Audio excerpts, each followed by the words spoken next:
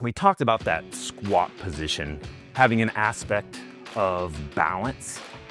If I want to get more into balance before I even start to balance on an obstacle, whether that's a thinner beam or a ground rail, or I start to move to height with rails, I can start to practice the basic balance technique, standing on my toes, being comfortable being on my toes, having the strength to be up on my toes, and even just balancing on the ground and thinking about using my knees to create that balance, right? Again, I think for some people, even this is going to be beneficial. And even just that engagement of all the musculature of having to think about, in my mind, if I'm thinking I'm balancing just on my toes, just on a small aspect of the ground, it's a way to practice the skill and the technique of balance in a less risky environment. I can just fall back onto my heels. Again, depending on what level you're at, even just having your feet together is harder to balance. And then coming up onto my toes, and then kind of sitting in that squat, and then having my hands out and just practicing that technique. If I'm balancing on a rail, any movement I make below my center of gravity takes a smaller movement to make a bigger change. Anything I make from the hips and up, take a bigger movement to make a smaller change. So while I'm balancing, I'm practicing activating my toes and being in my knees. So even just standing on my toes, I'm having to utilize my feet in a way that we don't use anymore. We're in these shoes that provide so much support, and our toes are stuck together as one unit.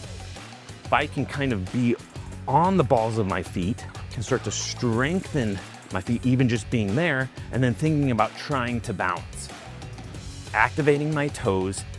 If I start to fall forward with my chest, as I'm balancing, I don't want to be here, right? I'm in this position where I can see. Your body likes to be in a righted position to the horizon. That's why you see if people have different curvatures in their spine, the head and the eyes are always level. The body will try to, you're not gonna be here, you're gonna be here, or you're gonna be here.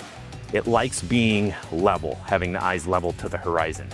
So same here, I don't wanna be here, I wanna be here, kind of chest up, ready to move out of it, ready to see what's in my environment. So from here, I don't wanna be here, I wanna be here. And so as I start to fall forward with my chest, if I think about moving my knees forward, that rights my chest, rights my eyes. If I start to fall back, I think about moving my knees back to right my chest.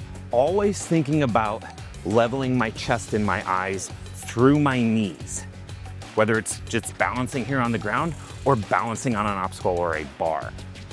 I don't wanna move through my hips, again, to achieve that, because as I was saying, it takes a bigger movement to make a smaller change.